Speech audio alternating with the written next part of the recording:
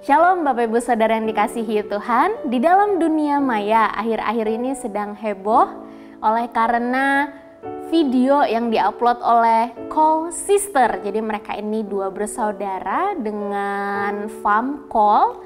Mereka suka mengupload kegiatan mereka, hobi mereka yang bagi sebagian besar orang-orang yang menonton akan menangkap makna Call Sister ini pamer.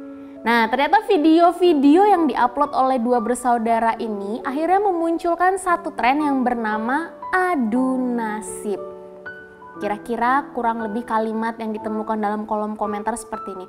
Enak ya mereka bisa masak di dalam kamar, enak ya mereka mau beli apa aja gampang, enak ya mereka punya uang sekian juta, enak ya, enak ya, enak ya. Nah, tapi di sisi lain Bapak Ibu Saudara, juga ada seorang anak muda, konten kreator yang kehidupannya bisa dikatakan sangat berbeda dengan Call bersaudara. Nah, kehidupan yang diupload, kehidupan yang dipertontonkan oleh orang yang berbeda ini ternyata menimbulkan reaksi dari sebagian besar konten kreator ternama lainnya untuk menolong dia supaya dia lebih kreatif dan menolong dia supaya bisa mendapatkan pendidikan yang lebih layak. Seperti memberikan sejumlah uang, handphone, laptop, pokoknya kebutuhan yang dia perlukan. Nah, yang seperti ini juga ternyata menimbulkan tren adu nasib. Komentarnya kurang lebih, enak ya dia cuman upload rumah yang dari kayu aja bisa dapat handphone.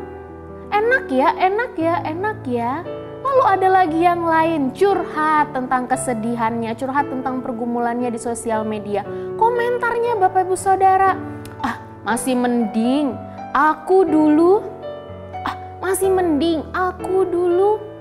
Bapak Ibu Saudara, tren adu nasib ini sungguh tidak asing ya. Walaupun istilah adu nasibnya itu adanya baru sekarang, tapi sebenarnya sikap dan respon seperti ini sudah ada sejak lama.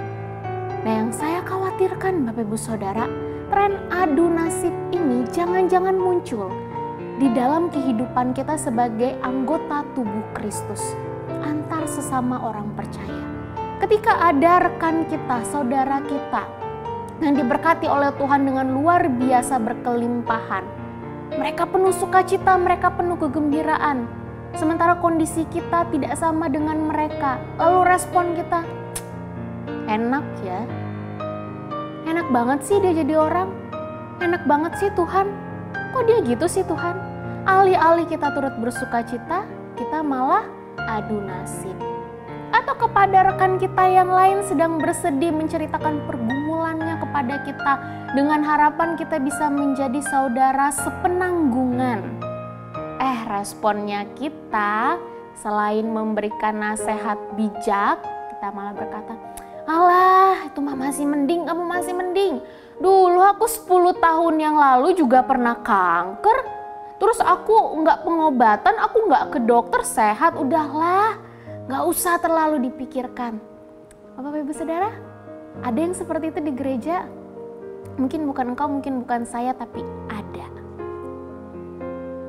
Di sisi lain kita tahu Kristus pernah memberikan perintah, kasihilah seorang akan yang lain seperti dia mengasihi kita.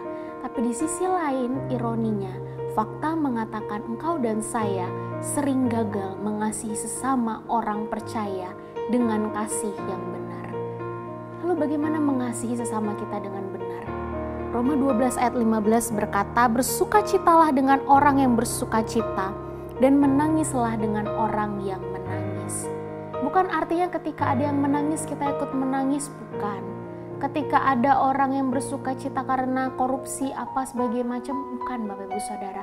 Tapi pada bagian ini Paulus ingin mengatakan kasih kita kepada sesama harus ditunjukkan dengan satu rasa empati, dengan satu rasa compassion, bukan hanya sekedar simpati, tapi ada empati dan compassion. Mau meletakkan diri di mana saudara seiman kita berpijak, lalu turut merasakan apa yang mereka rasakan.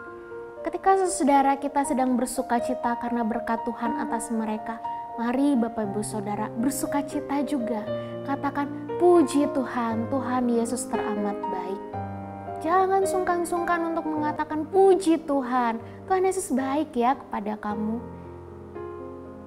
Lalu ketika saudara kita sedang bersedih, jangan sungkan-sungkan untuk mengatakan Tuhan Yesus menyertaimu. Tuhan Yesus ada bersama dengan kamu. Terkadang mereka nggak butuh nasihat Bapak Ibu Saudara. Terkadang saudara kita yang bersedih itu hanya butuh pundak untuk tempat mereka menangis, telinga untuk tempat mereka didengar, dan hati untuk tempat mereka diterima. Tangan untuk tempat mereka merasakan pelukan hangat kasih Bapa. Ini bukan hanya berlaku untuk kita sesama orang dewasa, tapi bagi engkau orang tua, perlakukanlah hal yang sama juga dengan anak-anakmu. Ketika mereka bersukacita, turutlah bersukacita atas sukacita mereka. Ketika anak-anak kita bersedih, kesusahan, jangan langsung menghakimi dan melihat bahwa kesusahan mereka sangat gampang. Tapi hadirlah sebagai seorang teman, hadirlah sebagai seorang sahabat. Rasakanlah kesulitan mereka, pergumulan mereka, peluklah mereka, dengarlah mereka. Tunjukkanlah kasih empati itu kepada sesamamu. Karena bukankah Kristus sudah terlebih dahulu melakukannya bagi engkau dan saya? Selamat menyatakan kasih Allah di tengah-tengah anggota tubuh Kristus. Saya berdoa, kiranya Allah Roh Kudus menolong kita untuk selalu menyatakan kasih Tuhan kita. Tuhan Yesus memberkati.